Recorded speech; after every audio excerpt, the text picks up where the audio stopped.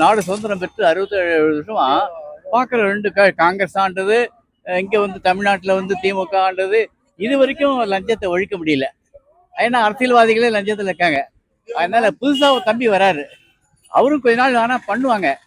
இப்போ தப்பி மக்கள் என்ன விரும்புகிறாங்க, புதுசாக ஒருத்தர் வராரு, ஒரு எப்படி இது பார்ப்போமே அப்படின்னு ஒரு நோக்கத்துக்காக போடலாம்.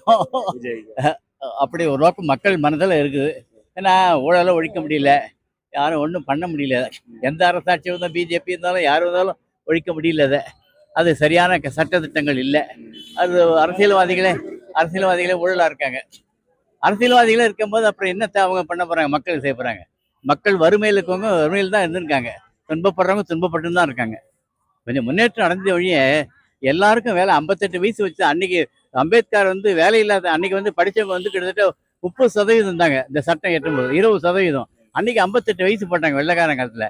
இன்னைக்கு வந்து எல்லாரும் கிட்டத்தட்ட 80% பிள்ளைகள் படிக்க ஆரம்பிச்சிட்டாங்க, காலேஜ் வந்துட்டாங்க. யாருக்கும் வேலை கிடைக்கல. அதனால் நாட்டில் வந்து பஞ்சம் பசி பட்டினி வந்து நல்லா பண்ணுறாங்க.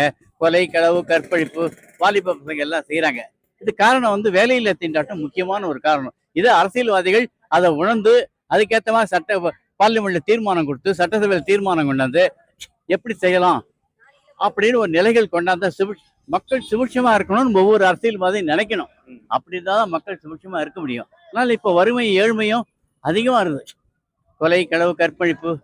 அதனால ஒன்றும் கல்வி பெற்று ஒன்றும் பெருசா முடியும் இல்லை. சரியான கல்வி இல்லை, பிள்ளைகளை வளர்க்கறதுக்கு ஆரம்பத்துல சரியான கல்வி இல்லை.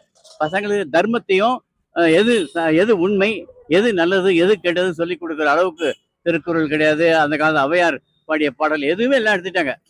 எல்லாத்தையும் எடுத்து பசங்க வந்து ஏதோ மணி மேக்கிங் பணத்துக்காக படிக்கிறதுல ஒழிய நல்ல ஒழுக்கம் இதெல்லாம் எதுவுமே வரல. இதை வந்து கல்வியாளர்கள் ஆராய்ச்சி பண்ணி பார்த்து இளைய தலைமை அடுத்த தலைமுறையாவது ஒழுக்கத்தோட வளரணும், இந்த பிள்ளைங்கன்னு கொண்டாடணும். அது நம்ம என்ன கொடுத்து வச்சிருந்தா தான் உண்டு. அந்த மாதிரி கல்வியாளர் யாரும் செய்ய மாட்டேன்றாங்க வச்சுக்கோங்க.